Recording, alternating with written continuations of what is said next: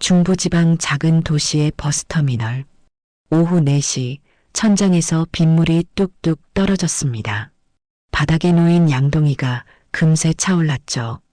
재호는 화물 창구 앞에서 번호표를 쥐고 기다렸습니다. 이사 온 지 사흘째, 서울에서 보낸 가구 부품을 찾으러 온 길이었죠. 작업복 주머니에서 휴대폰이 진동했습니다. 거래처 문자였죠.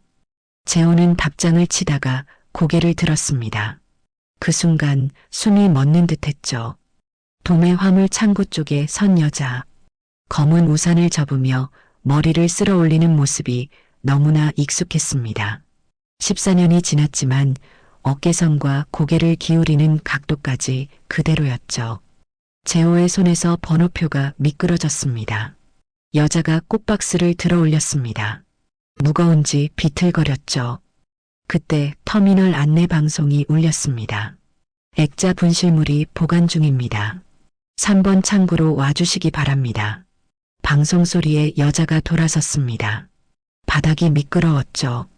꽃박스가 기울어지며 장미가 와르르 쏟아졌습니다. 붉은 꽃잎이 젖은 바닥에 흩어졌죠. 재호는 생각보다 몸이 먼저 움직였습니다. 무릎을 꿇고 장미를 주었죠. 가시에 찔려 손가락에서 피가 맺혔지만 멈추지 않았습니다. 여자도 함께 꽃을 주우다가 재호의 얼굴을 봤죠. 시간이 멈춘 것 같았습니다. 터미널의 소음이 사라지고 빗소리만 남았죠. 서정. 재호의 입에서 겨우 한마디가 나왔습니다. 목소리가 갈라져 제대로 나오지도 않았죠. 서정의 눈이 크게 뜨였습니다. 입술이 떨렸죠. 손에 든 장미가 다시 떨어졌습니다. 재호 씨. 14년 만에 부르는 이름이었습니다. 서정의 얼굴이 하얗게 질렸다가 다시 붉어졌죠. 재호는 피가 묻은 손으로 나머지 장미를 주워 박스에 담았습니다. 서정은 가만히 서서 그 모습을 바라봤죠. 여기 왜? 서정이 말을 더듬었습니다. 재호는 천천히 일어섰죠. 무릎이 젖어 있었습니다. 이사 왔어요. 3일 전에. 짧은 대답이었지만 그 안에 많은 의미가 담겨 있었습니다. 서정의 손이 우산 손잡이를 꽉 쥐었죠. 관절이 하얗게 드러났습니다. 화물 창구에서 직원이 소리쳤습니다. 532번 손님. 재호의 번호였죠. 하지만 재호는 움직이지 않았습니다. 서정도 마찬가지였죠. 두 사람은 빗물이 떨어지는 대합실 한가운데 서 있었습니다. 꽃집 하세요? 재호가 물었습니다. 서정이 고개를 끄덕였죠. 골목의 작은 가게예요. 가구는요? 중고 가구 수선하고 배달합니다. 대화가 끊겼습니다. 할 말은 많았지만 어디서부터 시작해야 할지 몰랐죠. 서정이 꽃박스를 다시 들었습니다. 팔이 떨렸죠. 가야 해요. 서정이 돌아섰습니다. 재호는 한 발짝 따라갔다가 멈췄죠. 부를 수도 보낼 수도 없는 애매한 거리였습니다. 터미널 출구로 향하던 서정이 잠시 멈췄습니다. 돌아보지는 않았지만 어깨가 굳어 있었죠. 재호는 그 뒷모습을 한참 바라봤습니다. 검은 우산 아래로 빗물이 흘러내렸죠. 버스가 도착하고 사람들이 우르르 몰려들었습니다. 서정의 모습이 인파 속으로 사라졌죠. 재호는 제자리에 서서 바닥에 떨어진 장미 꽃잎 하나를 바라봤습니다. 붉은색이 빗물에 번져 있었죠. 화물을 찾은 재호는 무거운 박스를 들고 터미널을 나섰습니다. 비는 더 세게 내리고 있었죠. 트럭에 짐을 싣고 시동을 걸었지만 바로 출발하지 못했습니다. 대시보드 위에 놓인 낡은 열쇠고리가 눈에 들어왔죠. 14년 전 서정이 만들어준 것이었습니다. 저녁이 되어 집에 돌아온 재호는 불을 켜지 않고 어둠 속에 앉아 있었습니다. 창밖으로 빗소리가 계속 들렸죠. 서랍을 열고 낡은 상자를 꺼냈습니다. 그 안에는 탄 자국이 남은 작은 나무 조각이 들어 있었죠. 14년 전 그날 밤, 작업장에서 시작된 불이 순식간에 번졌던 기억이 떠올랐습니다. 이웃 가게들까지 피해를 입었고 동네 사람들의 원망이 쏟아졌죠. 서정과 딸 다온이는 손가락질을 받으며 살아야 했습니다. 재호는 펜을 들었습니다. 편지지에 날짜를 적었죠. 그리고 한 줄을 썼습니다. 오늘 당신을 봤습니다. 더 쓰려다가 멈췄습니다. 무슨 말을 더 할 수 있을까요? 편지를 접어 다른 편지들과 함께 끈으로 묶었죠.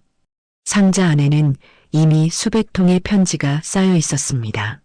14년 동안 보내지 못한 편지들이었죠. 한편 서정도 꽃집 뒷방에서 젖은 옷을 갈아입고 있었습니다. 거울에 비친 얼굴이 낯설었죠. 54살. 세월의 흔적이 고스란히 남아 있었습니다. 하지만 재호를 본 순간 마치 시간이 거꾸로 흐른 것 같았죠. 테이블 위에 놓인 장미를 정리하다가 손을 멈췄습니다. 꽃잎에 묻은 핏자국이 보였죠. 재호의 피였습니다. 서정은 꽃잎을 조심스럽게 떼어내 손수건에 쌌습니다. 휴대폰이 울렸습니다. 딸 다온이었죠. 엄마, 퇴근했어요? 응, 막 정리하고 있어. 목소리를 평소처럼 유지하려 애썼지만 떨림을 숨길 수는 없었습니다. 다온이는 눈치가 빠른 아이였죠. 무슨 일 있어요? 아니야. 비가 많이 와서 좀 힘들었어. 거짓말이었습니다. 하지만 진실을 말할 수는 없었죠. 재호를 만났다고 14년 만에 다시 봤다고 어떻게 말할 수 있겠습니까? 전화를 끊고 서정은 창밖을 바라봤습니다. 비는 그치지 않고 있었죠. 어딘가에 재호도 이 비를 보고 있을까요? 같은 도시에 살게 됐다는 사실이 믿기지 않았습니다. 서정은 서랍에서 오래된 사진첩을 꺼냈습니다. 먼지가 쌓여 있었죠. 한 장 한 장 넘기다가 멈췄습니다. 젊은 시절의 재호와 서정, 그리고 갓난아기였던 다온이가 웃고 있는 사진이었죠. 행복했던 시절이었습니다. 사진첩을 덮고 한숨을 내쉬었습니다. 과거는 과거일 뿐이었죠. 하지만 왜 가슴 한구석이 이렇게 아려오는 걸까요? 밤은 깊어갔고 비는 계속 내렸습니다. 재호와 서정은 각자의 공간에서 잠들지 못한 채 천장만 바라봤죠. 길었던 시간이 단 한 번의 만남으로 무너진 것 같았습니다. 토요일 아침 6시 강변 장터에 상인들이 하나둘 모여들기 시작했습니다. 재호는 낡은 트럭에서 의자와 서랍장을 내렸죠. 등이 뻐근했지만 멈출 수 없었습니다. 장터는 이사 온 뒤 처음 나온 자리였죠. 천막을 치고 물건을 진열하는 동안 옆 상인이 다가왔습니다. 60대 남자였죠. 새로 오신 분이네요? 네, 이번에 이사 왔습니다. 재호는 짧게 대답하고 다시 일에 집중했습니다. 남자는 재호를 한참 바라보다가 고개를 갸웃거렸죠. 어디서 본 얼굴 같았지만 확신은 없었습니다. 아침 해가 강물 위로 비스듬히 비쳤습니다. 장터가 본격적으로 붐비기 시작했죠. 재호는 의자에 앉아 손님을 기다렸습니다. 그때 맞은편에 천막이 하나 더 펼쳐졌죠. 꽃을 든 여자가 나타났습니다. 서정이었죠. 재호의 손이 무릎 위에서 떨렸습니다. 서정도 재호를 발견했지만 모르는 척 꽃을 정리하기 시작했죠. 장미, 백합, 카네이션이 물통에 하나씩 꽂혔습니다. 바람이 불기 시작했습니다. 처음엔 산들바람이었지만 점점 거세졌죠. 서정의 천막이 들썩이기 시작했습니다. 한쪽 말뚝이 빠질 듯 흔들렸죠. 재호는 망설이다가 자리에서 일어났습니다. 공구함을 들고 서정에게 다가갔죠. 말없이 노끈을 꺼내 말뚝을 다시 받고 단단히 묶었습니다. 망치질 소리가 장터에 울렸죠. 고마워요. 서정이 작게 말했습니다. 재호는 고개만 끄덕였죠. 별 말씀을요. 단 두 마디였지만 둘 사이의 벽이 조금 낮아진 순간이었습니다. 재호가 돌아서려는데 서정이 다시 입을 열었죠. 여기 자주 나오세요? 토요일마다 나올 생각입니다. 대화가 또 끊겼습니다. 어색한 침묵이 흘렀죠. 주변 상인들이 두 사람을 힐끔거렸습니다. 점심 무렵 장터가 가장 붐빌 때였습니다. 사람들 사이로 수군거림이 퍼지기 시작했죠. 저 사람 아니야? 예전에 공방하던. 맞아, 불냈던 그 사람. 옆 천막 상인이 동료에게 속삭였습니다. 소문은 빠르게 퍼졌죠. 14년 전 화재 사건을 기억하는 사람들이 하나둘 모여들었습니다. 그때 한 남자가 큰 소리로 외쳤습니다. 50대 후반의 상인이었죠. 화재 때 옆 가게를 운영했던 사람이었습니다. 불낸 사람이 여기서 장사를 해? 장터가 순간 조용해졌습니다. 모든 시선이 재호에게 쏠렸죠. 재호의 얼굴이 굳었습니다. 주먹을 꽉 쥐었지만 아무 말도 하지 못했죠. 서정이 자리에서 일어났습니다. 하지만 개입할 명분이 없었죠. 두 사람의 관계를 아는 사람은 없었으니까요. 웅성거림이 커지던 그때 갑자기 강풍이 불었습니다.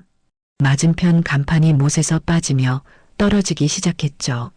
하필 그 아래엔 어린아이가 서 있었습니다. 재호는 생각할 겨를도 없이 몸을 날렸습니다. 아이를 안고 옆으로 굴렀죠. 간판이 쿵 소리를 내며 바닥에 떨어졌습니다. 재호의 어깨에서 피가 흘렀죠. 날카로운 모서리에 긁힌 것이었습니다. 아이의 엄마가 달려왔습니다. 아이를 안으며 울먹였죠. 감사합니다. 정말 감사합니다. 주변 사람들의 표정이 달라졌습니다. 방금 전까지 손가락질하던 분위기가 누그러졌죠. 서정이 다가왔습니다. 목에 두르던 스카프를 풀어 재호의 상처를 감쌌죠. 병원 가야 해요. 괜찮습니다. 재호는 고개를 저었지만 피는 계속 흘렀습니다. 스카프가 붉게 물들었죠. 서정의 손이 떨렸습니다. 상처를 누르는 손에 힘이 들어갔죠. 아까 소리쳤던 남자가 머쓱한 표정으로 뒤로 물러났습니다. 다른 상인들도 슬슬 자리로 돌아갔죠. 위기의 순간에 보인 재호의 행동이 과거의 실수를 조금은 덮어준 것 같았습니다. 정말 괜찮아요. 이 정도는. 재호가 서정의 손을 살짝 밀어냈습니다. 하지만 서정은 물러서지 않았죠. 가만히 있어요. 단호한 목소리였습니다. 재호는 더 이상 저항하지 않았죠. 서정이 이렇게 가까이 있는 게 낯설면서도 그리웠습니다. 구급상자를 가져온 옆 상인이 소독약과 붕대를 건넸습니다. 서정이 조심스럽게 상처를 소독했죠. 재호는 이를 악물었지만 신음소리는 내지 않았습니다. 예전이랑 똑같네요. 서정이 중얼거렸습니다.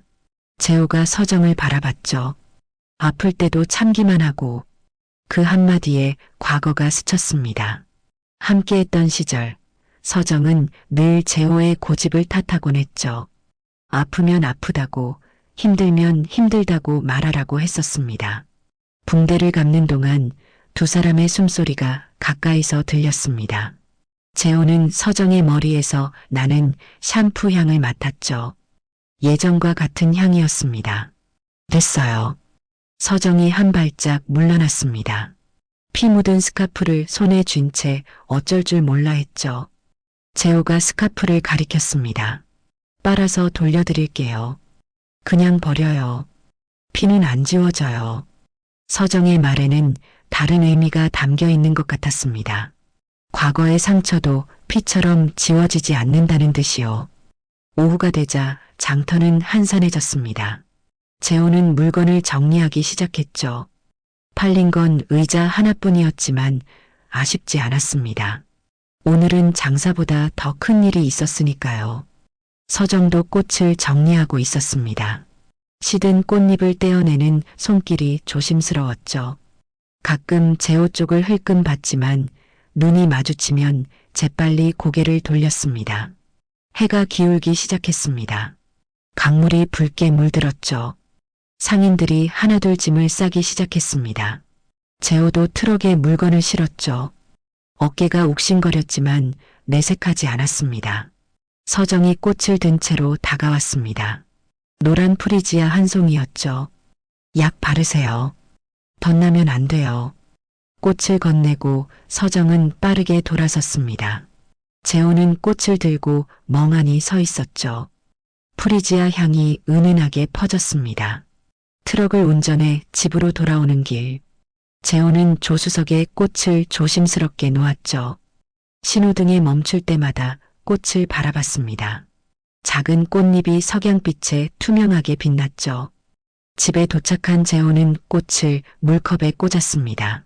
그리고 상처를 다시 살폈죠. 붕대 사이로 피가 조금 배어 있었지만 괜찮았습니다. 서정이 감아준 붕대를 풀고 싶지 않았죠. 서랍에서 편지지를 꺼냈습니다. 오늘 날짜를 적고 펜을 들었죠. 당신이 가까이 있었습니다. 상처를 감싸주는 당신의 손이 따뜻했습니다. 편지를 접어 다른 편지들과 함께 묶었습니다. 그리고 프리지아를 바라봤죠. 꽃말이 뭐였던가요? 재호는 기억이 나지 않았지만 중요하지 않았습니다.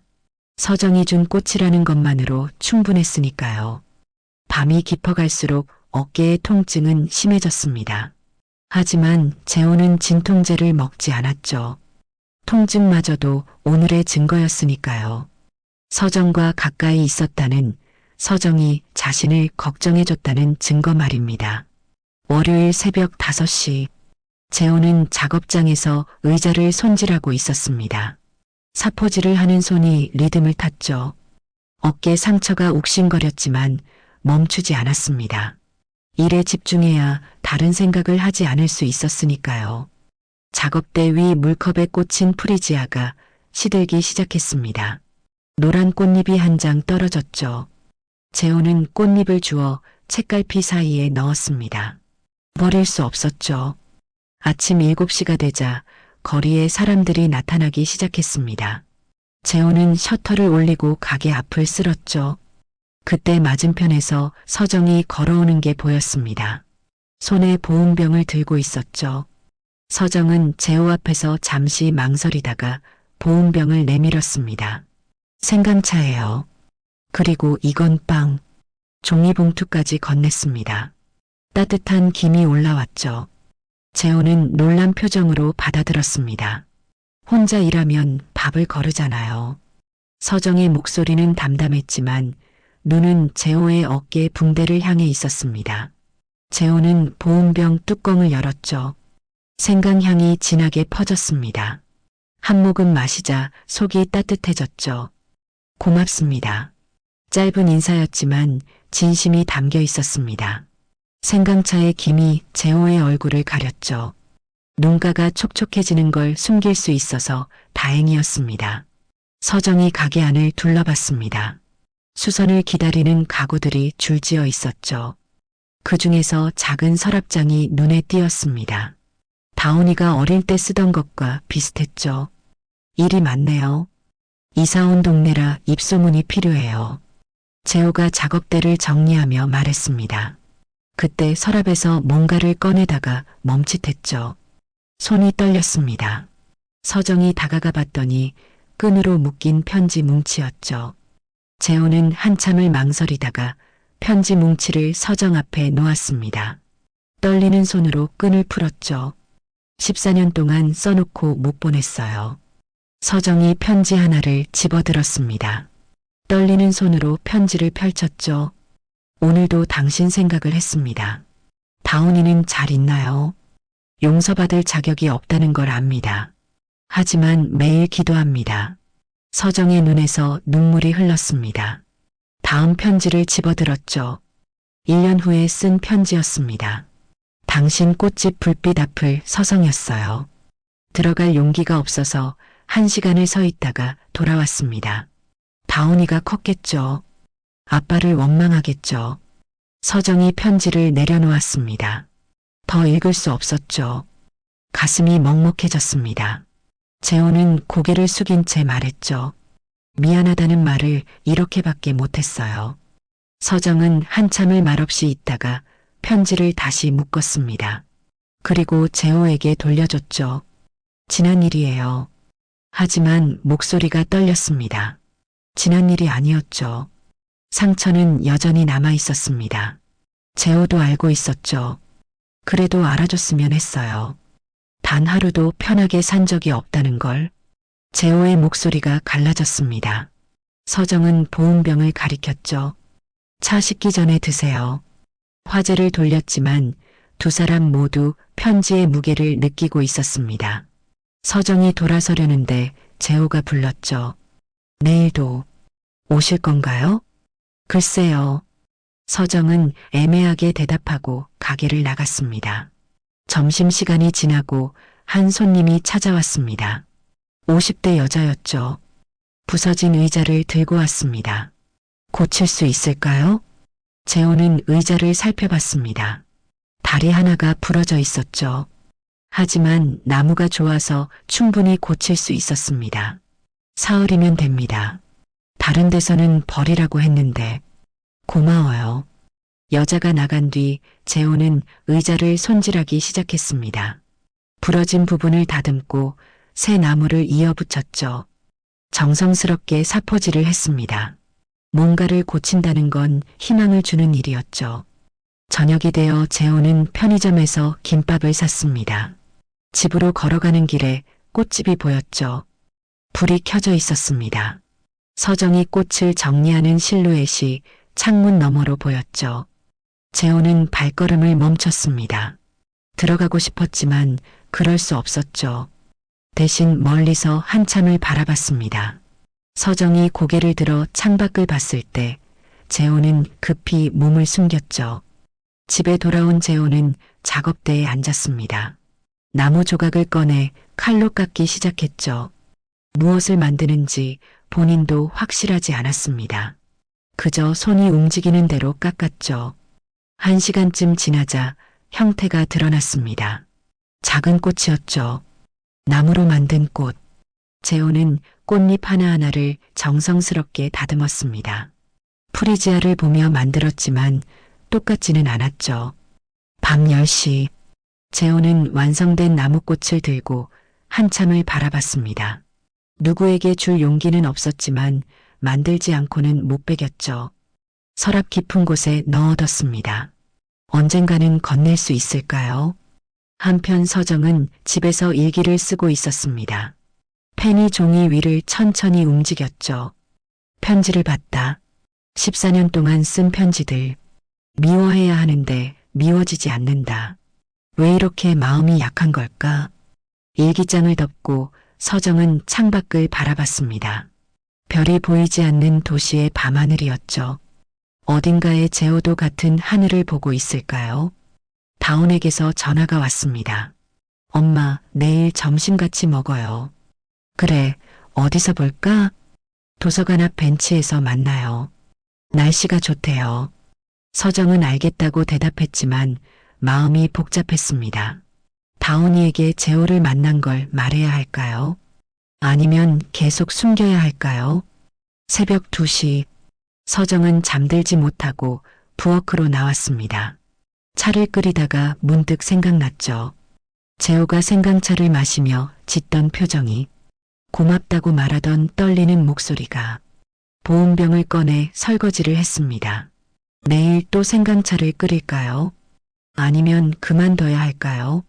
서정은 보온병을 말리며 한숨을 쉬었죠. 창밖으로 새벽의 정적이 내려앉아 있었습니다. 가로등 불빛만이 거리를 비추고 있었죠. 서정은 보온병을 찬장에 넣었습니다. 그리고 다시 꺼냈죠. 결정하지 못한 채 식탁에 놓아뒀습니다. 당신 꽃집 불빛 앞을 서성였어. 그 문장이 가슴에 박혀 있었습니다. 그동안 재호도 고통스러웠다는 걸 이제야 알았죠. 용서할 수는 없지만 이해는 할 수 있을 것 같았습니다. 아주 조금씩 천천히 말입니다. 화요일 정오. 도서관 마당에는 벤치 몇 개와 큰 나무들이 있었습니다. 서정은 다운을 기다리며 벤치에 앉아 있었죠. 하늘에 먹구름이 몰려오고 있었습니다. 바람이 세게 불기 시작했죠. 다운이 도시락을 들고 나타났습니다. 도서관 사서복을 입고 있었죠. 머리를 짧게 자른 모습이 단정했습니다. 엄마, 기다렸어요? 아니, 방금 왔어. 다온이 도시락을 풀었습니다. 김밥과 유부초밥이 들어있었죠. 두 사람은 나란히 앉아 먹기 시작했습니다. 바람에 나뭇잎들이 소용돌이치며 날렸죠. 엄마, 요즘 기분 좋아 보여요. 다온의 말에 서정이 손을 멈췄습니다. 딸은 늘 예민했죠. 작은 변화도 놓치지 않았습니다. 그래, 별일 없는데. 서정이 시선을 피했습니다. 그때 도서관 쪽에서 누군가 걸어오는 게 보였죠. 재호였습니다. 손에 낡은 책 몇 권을 들고 있었죠. 서정의 얼굴이 굳었습니다. 재호도 두 사람을 발견하고 걸음을 멈췄죠. 피할 수도 모른 척할 수도 없는 거리였습니다. 다온이 고개를 돌려 재호를 봤습니다. 낯선 남자였죠. 하지만 왠지 익숙한 느낌이 들었습니다. 어디서 본 것 같은데 기억이 나지 않았죠. 재호가 어색하게 고개를 숙여 인사했습니다. 서정도 작게 고개를 끄덕였죠. 그 모습을 본 다온의 눈빛이 날카로워졌습니다. 아는 분이에요?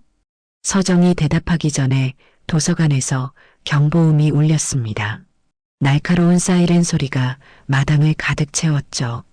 정기 점검 시간에 실수로 누군가 버튼을 눌렀던 것입니다. 재호의 얼굴이 하얗게 질렸습니다. 어깨가 굳어지고 손에서 책이 떨어졌죠. 숨이 가빠지기 시작했습니다. 14년 전 화재 경보음이 떠올랐던 것입니다.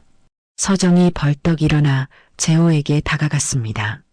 떨리는 재호의 손목을 꽉 잡았죠. 괜찮아요. 불 아니에요. 그냥 잘못 올린 거예요. 서정의 목소리는 차분했지만 단호했습니다. 재호의 호흡이 조금씩 안정되기 시작했죠. 경보음이 멈췄습니다. 도서관 직원이 뛰어나와 사과했죠. 죄송합니다. 점검 중에 실수가 있었어요. 다온이 일어서서 두 사람을 바라봤습니다. 엄마가 낯선 남자의 손목을 잡고 있는 모습이 충격적이었죠. 그리고 그 남자의 얼굴을 자세히 봤습니다. 갑자기 어린 시절의 기억이 떠올랐죠. 설마. 다온의 목소리가 떨렸습니다. 재호가 다온을 봤죠. 12살에 마지막으로 본 딸이 어른이 되어 있었습니다. 아빠를 알아본 딸의 눈에는 놀라움과 분노가 섞여 있었죠. 서정이 다온과 재호 사이에 섰습니다. 하지만 이미 늦었죠. 다온이 한 발짝 다가왔습니다. 목소리가 차가웠죠. 여기서 뭐 하는 거예요? 재호는 대답할 수 없었습니다. 무슨 말을 해야 할지 몰랐죠. 다온의 다음 말이 터져 나왔습니다. 14년 동안 어디 있다가 이제 와서. 바람이 더 세게 불었습니다. 나뭇가지가 부러지는 소리가 들렸죠. 다온의 목소리도 점점 커졌습니다. 그날 밤 집만 탄 게 아니에요. 평범하게 살 권리도 연기가 되어 사라졌어요. 그 말에 재호의 무릎이 꺾였습니다. 벤치 앞에 무릎을 꿇었죠. 고개를 들 수 없었습니다. 다온은 계속 말했죠. 엄마가 새벽부터 일하고 밤에는 편의점 알바까지 했어요. 저는 학원비가 없어서 혼자 공부했고요. 하나하나 쏟아내는 말들이 칼처럼 날카로웠습니다. 서정이 다온의 어깨를 잡았죠. 다온아, 그만해. 엄마는 왜 이 사람을 만나요? 또 속을 거예요. 다온의 눈에서 눈물이 흘렀습니다. 분노인지 슬픔인지 구분할 수 없었죠. 재호는 여전히 무릎을 꿇은 채 아무 말도 하지 못했습니다. 그날 학교에 사람들이 왔어요. 너희 아빠 어디 있냐고 소리쳤어요. 친구들이 다 봤어요. 다온의 목소리가 갈라졌습니다. 가장 아픈 기억을 꺼낸 것이었죠. 12살 소녀에게는 너무 큰 상처였습니다. 미안하다. 재호가 겨우 한마디를 했습니다. 하지만 다온은 듣지 않았죠. 돌아서서 도서관으로 뛰어갔습니다. 서정이 딸을 부르며 따라가려 했지만 재호를 그냥 둘 수도 없었죠. 일어나요. 서정이 재호의 팔을 잡아 일으켰습니다. 재호의 무릎에 흙이 묻어 있었죠. 두 사람은 벤치에 잠시 앉았습니다. 말이 없었죠. 돌풍이 계속 불었습니다. 떨어진 책들이 바람에 펄럭였죠. 재호가 책을 주우려 했지만 서정이 말렸습니다. 가만히 있어요. 서정이 책을 주워 먼지를 털었습니다. 오래된 동화책들이었죠. 표지가 바랜 것으로 보아 오래 간직했던 것 같았습니다. 다온이가 어릴 때 읽어줬던 책들이에요? 재호가 고개를 끄덕였습니다. 도서관에 기증하려고 했어요. 더 이상 가지고 있을 이유가 없으니까. 서정이 책을 넘겨봤습니다. 책갈피 사이에 오래된 사진이 끼워져 있었죠. 어린 다온이가 재호 무릎에 앉아 책을 보고 있는 사진이었습니다. 이것도 같이 기증하려고요? 재호가 사진을 받아 한참 바라봤습니다. 그리고 주머니에 넣었죠. 이건 아직은 못 놓겠어요. 서정이 일어섰습니다.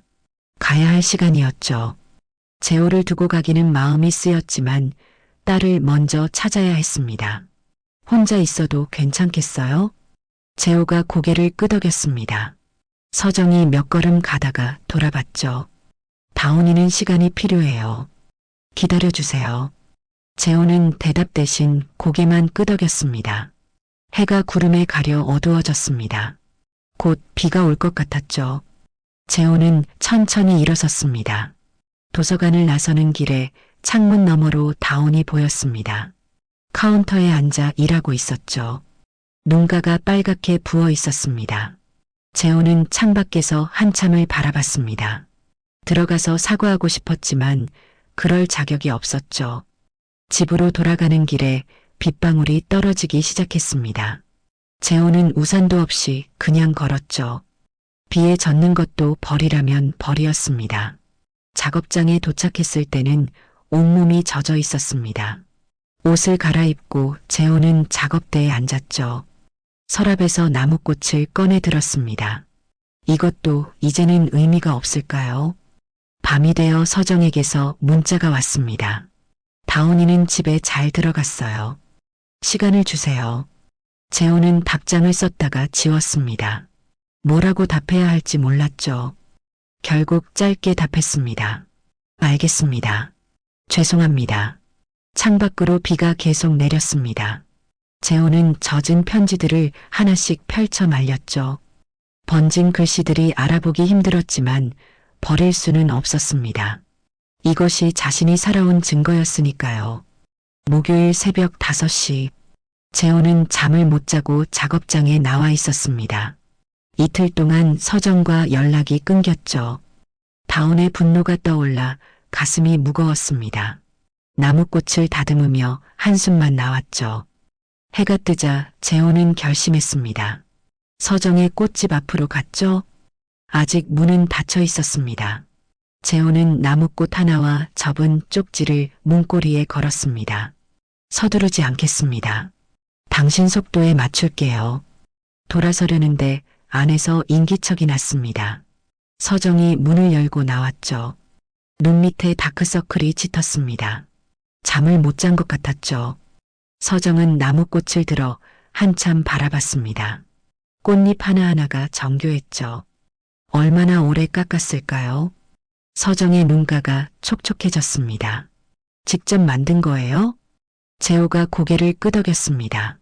서정은 꽃을 가게 안으로 가져가 진열장 아래 조심스럽게 꽂았죠. 진짜 꽃들 사이에서 나무꽃이 묘하게 어울렸습니다. 다온이는요? 화가 많이 났어요. 시간이 필요할 거예요. 두 사람은 가게 앞에 서서 어색하게 마주봤습니다. 할 말은 많았지만 어디서부터 시작해야 할지 몰랐죠. 그때 서정이 가게 안을 가리켰습니다. 차라도 한잔하고 가세요. 재호는 놀랐지만 고개를 끄덕였습니다. 가게 안으로 들어가니 꽃향기가 가득했죠. 서정이 전기포트에 물을 끓였습니다. 커피 괜찮아요? 네. 서정이 커피를 타는 동안 재호는 가게를 둘러봤습니다. 작지만 아늑했죠. 벽에는 꽃사진들과 다온의 졸업사진이 걸려 있었습니다. 대학 졸업식 사진이었죠. 재호는 사진을 한참 바라봤습니다. 예쁘게 컸네요. 혼자 키우느라 고생했죠. 서정의 목소리에는 원망보다 피로가 묻어 있었습니다. 재호는 고개를 숙였죠. 정말 미안해요. 그 말 이제 그만해요. 미안하다고 달라지는 건 없으니까. 서정이 커피를 건넸습니다.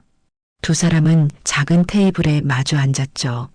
침묵이 흘렀습니다. 커피를 마시는 소리만 들렸죠. 앞으로 어떻게 할 건가요? 서정이 물었습니다. 재호는 잠시 생각하다가 말했죠. 기다릴게요. 다온이가 용서할 때까지. 평생이 걸려도. 서정이 재호를 바라봤습니다. 진심이 느껴졌죠. 하지만 쉽지 않을 거라는 것도 알고 있었습니다. 저도 시간이 필요해요. 상처가 쉽게 아물진 않아요. 재호가 고개를 끄덕였습니다. 서정이 일어섰죠. 이제 가세요. 가게 열 준비해야 해요. 재호가 일어서다가 멈췄습니다. 가끔 들러도 될까요? 멀리서라도. 서정이 한참 망설이다가 고개를 끄덕였습니다. 너무 자주는 말고요. 재호는 가게를 나왔습니다.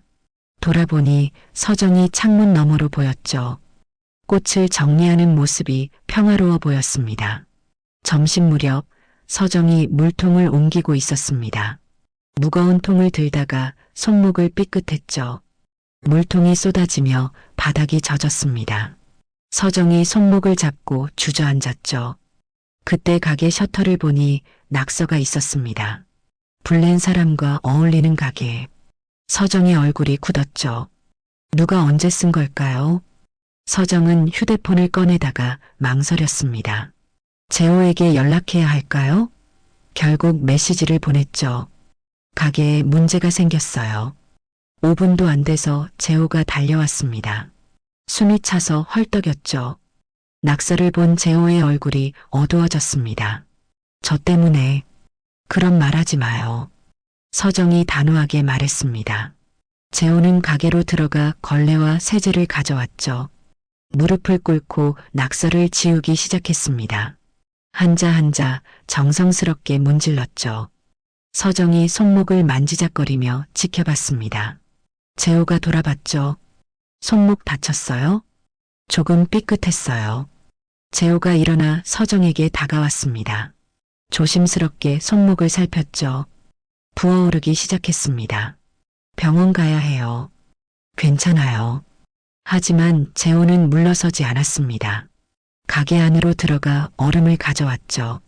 수건에 싸서 서정의 손목에 대줬습니다. 가만히 있어요. 재호의 손이 서정의 손목을 부드럽게 감쌌습니다. 두 사람의 거리가 가까워졌죠. 서정은 숨을 참았습니다. 재호의 손이 따뜻했거든요. 낙서를 다 지운 재호는 가게 안을 둘러봤습니다. 선반 하나가 흔들리고 있었죠. 재호는 공구함을 가져와 망치와 노끈으로 선반을 단단히 고정했습니다. 이제 안 흔들릴 거예요. 작업을 마친 재호가 먼지를 털며 일어섰습니다. 그때 드물게 입을 열었죠. 그날 이후 한 번도 편히 잠든 적이 없었어요. 서정이 재호를 바라봤습니다. 눈가에 주름이 깊었죠. 긴 시간의 고통이 얼굴에 새겨져 있었습니다. 일요일마다 강변을 걸어요. 서정이 갑자기 말했습니다.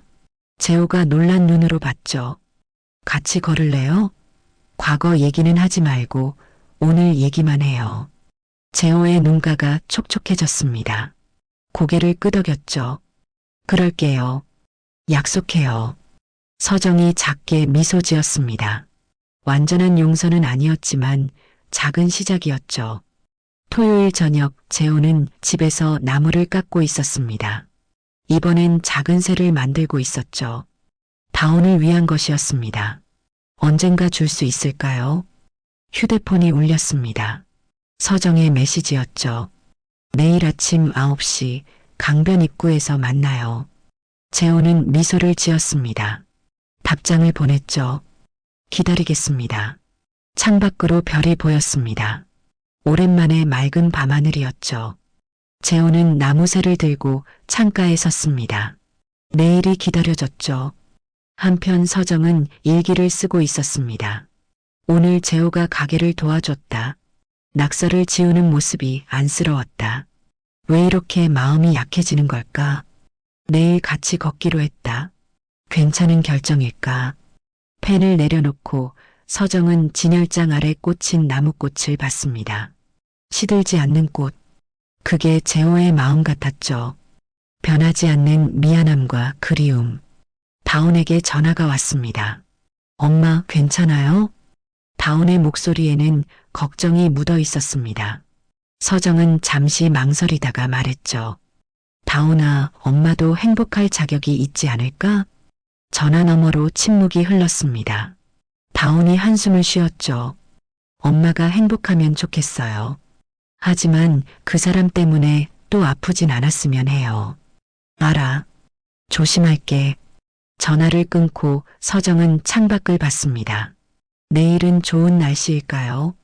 강변을 걸으며 무슨 이야기를 할까요? 과거가 아닌 현재의 이야기들을. 밤은 깊어갔고 도시는 잠들어갔습니다. 재호와 서정은 각자의 공간에서 내일을 기다렸죠.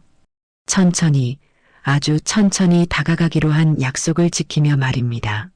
일요일 아침 9시, 재호는 강변 입구에서 서정을 기다렸습니다. 손에는 보온병을 들고 있었죠. 이번엔 자신이 차를 준비했습니다. 서정이 멀리서 걸어오는 게 보였습니다. 편한 운동화에 긴 머리를 묶었죠. 햇살에 얼굴이 환해 보였습니다. 오래 기다렸어요? 방금 왔어요. 두 사람은 나란히 걷기 시작했습니다. 강물이 반짝이고 있었죠. 조깅하는 사람들이 지나갔습니다. 평화로운 일요일 아침이었죠. 날씨가 좋네요. 네. 걷기 좋은 날이에요. 과거 이야기는 하지 않았습니다. 날씨, 강변 풍경, 지나가는 강아지들. 그런 소소한 이야기만 나눴죠. 벤치에 앉아 재호가 보온병을 열었습니다. 대추차였죠. 서정이 한 모금 마시고 놀랐습니다. 직접 끓인 거예요? 어젯밤에 만들었어요. 서정이 작게 웃었습니다. 재호의 정성이 느껴졌죠. 두 사람은 강을 바라보며 차를 마셨습니다. 말은 없었지만 편안했죠. 그렇게 일요일 산책은 계속됐습니다. 매주 같은 시간, 같은 장소에서 만나 1시간씩 걸었죠. 조금씩 대화가 늘어갔습니다. 수요일 밤 10시, 서정의 집 문고리에 뭔가 걸려 있었습니다. 귤 바구니와 따뜻한 고구마였죠. 메모는 없었지만 누가 놓고 간 건지 알 수 있었습니다. 서정이 문을 열고 밖을 봤지만 아무도 없었습니다. 재호는 이미 멀리 가버렸죠. 초인종도 누르지 않고 조용히 놓고 간 것입니다. 다운이 엄마 뒤에서 나타났습니다. 오늘은 엄마 집에서 자기로 했거든요. 누가 놓고 갔어요? 서정이 망설이다가 귤 바구니를 들었습니다. 다운이 눈치챘죠. 한숨을 쉬었지만 더 이상 말하지 않았습니다. 두 사람은 거실에 앉아 귤을 까먹었습니다. 달콤한 귤 향이 퍼졌죠. 다운이 고구마를 반으로 쪼개며 말했습니다. 엄마, 요즘 웃는 일이 많아졌어요. 서정이 딸을 봤습니다. 다운의 표정은 복잡했죠. 여전히 경계하고 있었지만 엄마의 변화도 느끼고 있었습니다. 그래, 네. 가게 갈 때도 콧노래 부르고. 서정은 자신도 모르게 그랬나 싶었습니다. 다운이 귤 껍질을 만지작거리며 말했죠. 그 사람, 아직도 만나요? 가끔. 일요일에 강변 산책해. 다운이 고개를 끄덕였습니다. 반대하고 싶었지만 엄마의 표정을 보니 그럴 수 없었죠. 다음날 저녁 다운이 도서관에서 일하고 있었습니다. 저녁 독서 모임을 준비하는 중이었죠. 아이들과 어른들이 함께 책을 읽는 프로그램이었습니다.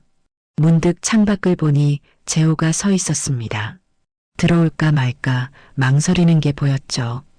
다운은 한숨을 쉬었습니다. 그리고 밖으로 나갔죠. 뭐 하세요?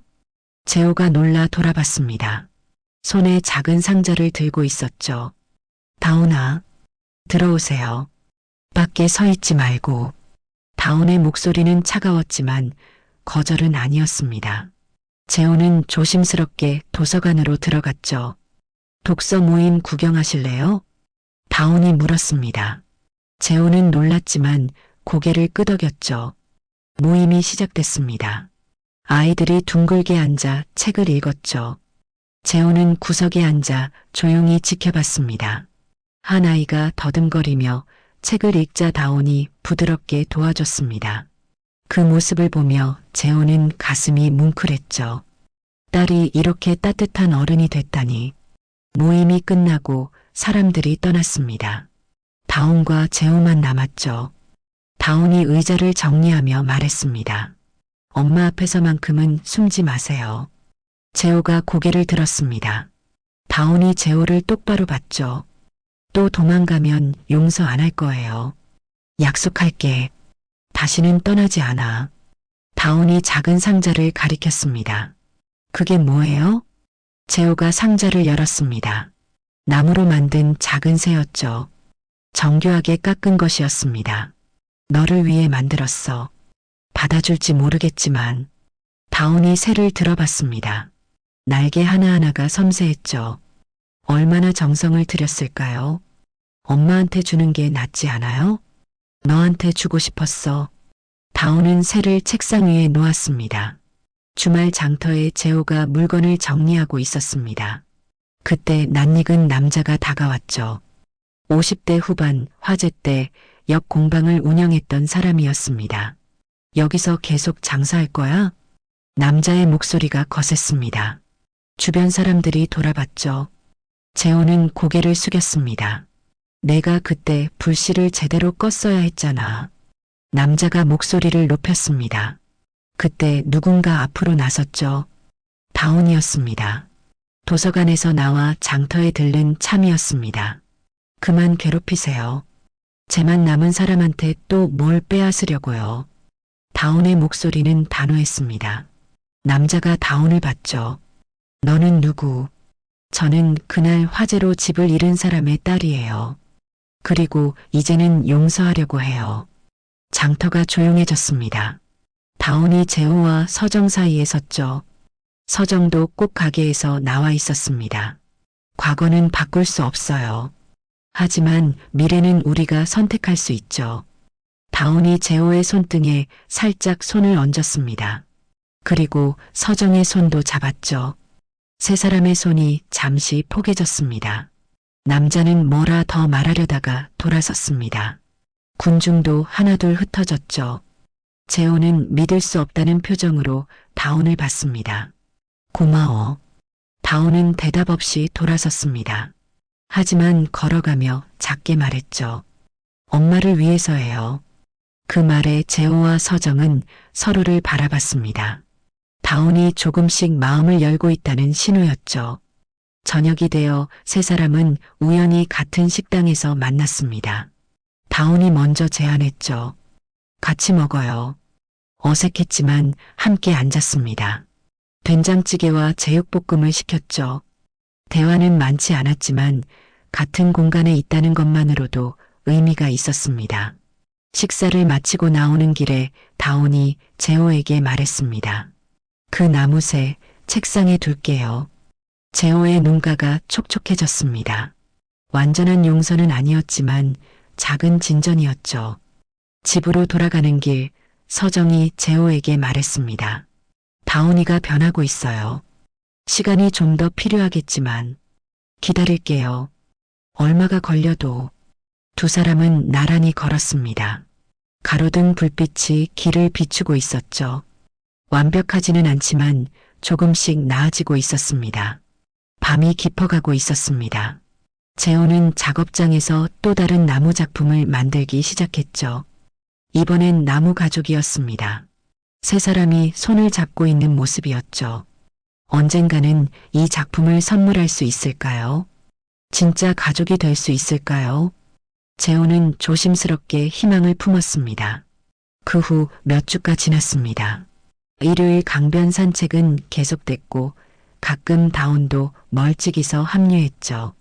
완전히 어울리진 않았지만 같은 공간에 있는 것에 익숙해져 갔습니다. 목요일 오전 도서관에서 특별한 행사가 있었습니다. 나무 심기 날이었죠. 도서관 앞마당에 작은 나무들을 심는 행사였습니다. 동네 주민들이 하나둘 모여들었죠. 다온이 행사를 진행하고 있었습니다. 사서복을 입고 밝게 웃으며 사람들을 안내했죠. 재호와 서정도 따로 왔다가 마당에서 마주쳤습니다. 같이 심을래요? 서정이 작은 삽을 들며 물었습니다. 재호가 고개를 끄덕였죠. 두 사람은 마당 한쪽에 자리를 잡았습니다. 어린 소나무를 들고 있는데 다온이 다가왔습니다. 손에 큰 삽을 들고 있었죠. 잠시 망설이다가 재호에게 삽을 건넸습니다. 같이 심어요. 재호는 놀란 눈으로 삽을 받았습니다. 다온이 무릎을 꿇고 흙을 파기 시작했죠. 재호도 옆에서 함께 팠습니다. 서정은 나무를 잡고 있었죠. 세 사람이 함께 구멍을 파고 나무를 세웠습니다. 뿌리를 조심스럽게 펼치고 흙을 덮었죠. 다온이 물을 가져와 뿌렸습니다. 주변 사람들이 지켜보고 있었습니다. 다온이 일어서며 사람들에게 말했죠. 저희 아버지예요. 짧은 한마디였지만 재호에게는 세상을 다 얻은 것 같았습니다. 눈물이 났지만 참았죠. 서정이 손수건을 건넸습니다. 흙 닦으세요. 하지만 재호는 알았습니다. 흙이 아니라 눈물을 닦으라는 거였죠. 서정의 손길이 따뜻했습니다. 나무 심기가 끝나고 도서관에서 간단한 다과회가 있었습니다. 세 사람은 자연스럽게 한 테이블에 앉았죠. 커피와 샌드위치를 나눠 먹었습니다. 나무가 잘 자랐으면 좋겠어요. 다온이 창밖을 보며 말했습니다. 방금 심은 나무가 햇빛을 받고 있었죠. 물 자주 줘야 해요. 처음이 중요하거든요. 재호가 말했습니다. 다온이 재호를 봤죠. 아빠가 와서 물 주실래요? 아빠라는 호칭에 재호는 숨이 멎는 듯 했습니다. 14년 만에 듣는 그 단어가 가슴을 울렸죠. 그럴게. 매일 올게. 서정이 작게 웃었습니다. 세 사람이 이렇게 앉아 있는 게 꿈만 같았죠. 저녁이 되어 서정이 제안했습니다. 우리 집에서 저녁 먹어요. 재호는 놀랐지만 다온이 먼저 고개를 끄덕였습니다. 좋아요. 엄마 된장찌개 먹고 싶었어요. 세 사람은 서정의 집으로 갔습니다. 서정이 부엌에서 요리하는 동안 재호와 다온은 거실에 앉아 있었습니다. 어색했지만 불편하지는 않았죠. 그 나무새 잘 두고 있어요. 다온이 말했습니다. 재호가 미소 지었죠. 다음엔 다른 것도 만들어줄게. 나무 가족은 어때요? 셋이서 손잡고 있는. 재호는 놀랐습니다. 이미 만들고 있죠? 재호가 쑥스럽게 고개를 끄덕였습니다. 다온이 작게 웃었죠. 처음으로 아빠 앞에서 편하게 웃은 것이었습니다. 식탁에 음식이 차려졌습니다. 콩나물국, 계란부침, 김치, 그리고 된장찌개. 소박하지만 정성스러운 저녁이었죠. 잘 먹겠습니다. 세 사람이 함께 인사하고 먹기 시작했습니다. 수저 소리만 들렸지만 평화로웠죠. 식사 중에 재호가 조심스럽게 말했습니다. 우리. 서정이 재호를 봤습니다. 무슨 말을 하려는지 알 것 같았죠. 다시 결혼은 안 해도 이렇게 저녁같이 먹고 아프면 옆에 있어주는 사이로 살아요. 서정이 고개를 끄덕였습니다. 그래요. 거창한 약속은 필요 없어요. 그냥 함께 있어요. 다온이 두 사람을 번갈아 봤습니다. 그리고 작게 말했죠. 저도 괜찮아요. 엄마가 행복하면. 재호의 눈에 눈물이 고였습니다. 하지만 이번엔 슬픔의 눈물이 아니었죠. 감사와 기쁨의 눈물이었습니다. 식사를 마치고 재호가 설거지를 했습니다. 서정과 다온은 거실에서 차를 마시며 대화했죠. 평범한 저녁 풍경이었지만 세 사람에게는 특별했습니다. 재호가 거실로 돌아왔을 때 다온이 앨범을 꺼내 있었습니다. 오래된 가족 사진들이었죠. 이거 기억나요? 다온이 한 장의 사진을 가리켰습니다. 3살 때 놀이공원에서 찍은 사진이었죠. 재호가 다온을 어깨에 태우고 있었습니다. 기억나. 솜사탕 사달라고 울었잖아. 그때 아빠가 3개나 사줬어요. 배탈 날까봐 엄마가 화냈죠. 세 사람이 함께 웃었습니다. 과거에 행복했던 기억이 현재로 이어졌죠. 밤이 깊어져 재호가 일어났습니다. 이제 가볼게요. 현관까지 나온 다온이 말했습니다. 다음 주 일요일에도 와요. 같이 저녁 먹어요. 재호가 다온을 꼭 안았습니다. 다온도 어색하게 안았죠. 집으로 돌아가는 길, 재호는 계속 미소가 지어졌습니다. 완벽하지는 않지만 가족이 다시 시작됐다는 느낌이었죠. 창밖을 보니 별이 빛나고 있었습니다. 도서관 마당의 어린 나무도 별빛을 받고 있겠죠. 재호는 내일 아침 일찍 가서 물을 줘야겠다고 생각했습니다. 서정의 집에서는 모녀가 나란히 앉아 있었습니다. 엄마, 행복해요? 응. 오랜만에 정말 행복해. 다온이 엄마 어깨에 기댔습니다. 저도요. 가족이 있어서 좋아요. 창밖으로 봄바람이 불었습니다. 커튼이 살랑거렸죠. 새로 심은 나무처럼 세 사람의 관계도 뿌리를 내리고 있었습니다. 천천히 하지만 단단하게 자라날 것입니다. 시간이 걸리더라도 함께 있으면 견딜 수 있을 테니까요. 재호는 작업장에서 나무 가죽 조각을 완성했습니다. 세 사람이 손을 잡고 웃고 있는 모습이었죠. 내일 선물하기로 마음먹었습니다. 편지 뭉치는 이제 서랍 깊은 곳에 넣어뒀습니다. 더 이상 과거에 묶여 있을 필요가 없었으니까요. 현재가 충분히 따뜻했고 미래도 희망적이었습니다. 오늘의 사연 어떻게 들으셨나요? 오늘의 사연이 여러분의 마음을 밝히는 작은 등불이 되었으면 좋겠습니다. 여러분들이 듣고 계시는 지역이나 장소를 말씀해 주시면 제가 좋은 기운이 담긴 말로 한 분 한 분 찾아뵙겠습니다. 좋아요와 구독을 눌러주시면 여러분의 삶 곳곳에 행복이 찾아올 것입니다. 귀한 시간 내주셔서 감사합니다.